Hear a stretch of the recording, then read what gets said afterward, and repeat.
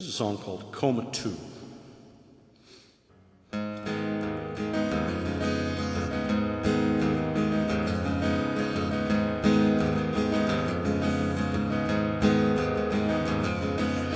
move so slowly with your hands, so sensuous, creative ripples beneath the sea. Touching so tentatively, feeling all incompletely. It's so comfortable to drown back into those waking dreams.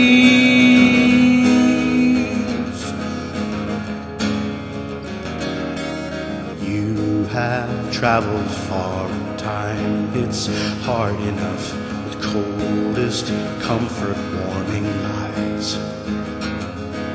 Catchiest 22s appear without warning. Do you shy, or will you submit to try to pull your bones up out of someone else's earth? The coma comes smiling, offers mint, tea and cookies laced with summer cyanide and lie. The perfect concoction for the weaver of self-deception. Kiss your gamble, throw the die. Snake eyes sink their teeth so deep inside. What do you hear underwater like that?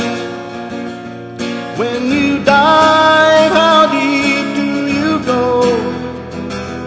Is it any more or less exquisite than the coma that I used to know?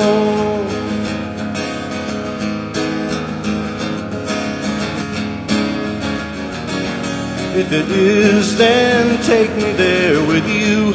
I need to understand, if I'm to let you stay, how you approach and give yourself freely to this air.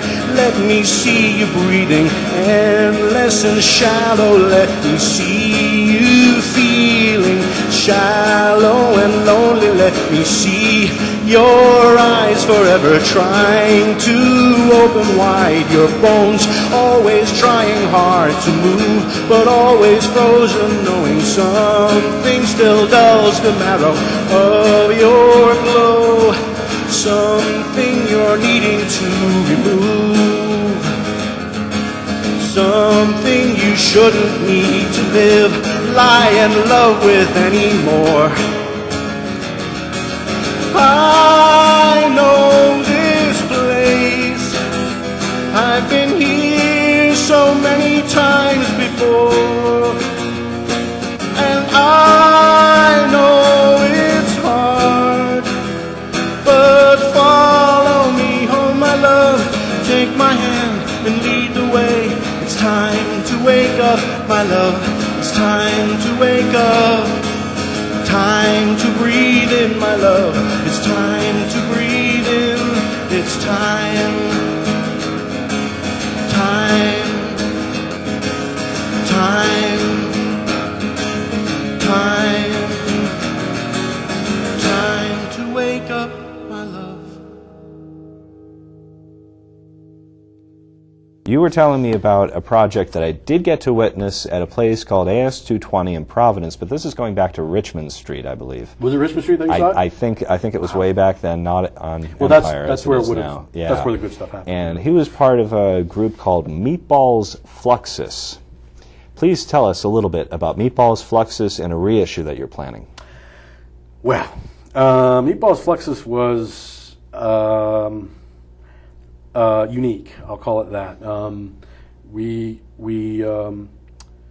It started out as the Three Meatballs, which basically was the sort of slightly racist colloquialism of being Italian and being called a meatball. Now, I'm Italian. The other two were also Italian and Portuguese, so It wasn't like it was anything new. Like somehow we were, you know, You can go there. Self-loathing Others Italians cannot. or something like that. But that was, we would call the Three Meatballs, and that was the first show we ever did, which was just basically it was just sort of free-form music. I wouldn't call it jazz. It was basically free-form noise music, but we were also threw in a big heavy dose of humor into that. And the first show we did was behind a sheet, so no one could see us, because I think more for the effect. I think we wanted it to be artistic, but it was probably more because we were scared shitless. You know, it's just how that works. You know, when you make very artistic. And that's where that all started. And then it became this whole other thing of, we used to do a show every week called the Cabaret of the Oddly Normal in Richmond Street, Providence, Rhode Island. A lot of people will remember those days. Saturday nights? Saturday nights, yes. I think I was there for a few of those. And we would do pretty much a full hour of new material every week, and we did that for, I want to say 4 or 5 years straight, something like that. And how much of that actually got documented? Well, funny you should mention that, Ed. I'm currently in the process of looking at that stuff, because what we did is about 20 years ago we put out a tape. It was called We Be Art, We Be with the little things in it, and so, and you know, it's a fairly popular local little thing, and we've gotten it's one of those local legend/myths of it. But you know, I want to really re-release it on CD with, you know, the requisite extras and, you know, all that kind of stuff. But I'm also going to be doing a DVD documentary about the troupe, and so I'm currently literally just starting to spelunk into the video archives of stuff that I have, and just went to AS220 to look at stuff that they have, and it's going to be a fairly daunting little task to put it all together, but there's some stuff. It's not as documented as I would have loved. Obviously, like, we didn't do every, you know, those are the, you know, again, just talking late 80s, you know, video cameras weren't as, you know, prevalent really. They were just really kind of starting coming out with, you know, the handheld stuff. But we've got some stuff, and it's going to be interesting. So, but we're, you know, with that, we're going to probably do, you know, new interviews with everybody, and probably dovetail that with some sort of release at the new AS220, which is on Empire Street now. Probably sometime next year. I was hoping to have it out for this Christmas, but that's just not going to happen. Just realistically speaking, there's too much going on. Too many people to try and get in one room.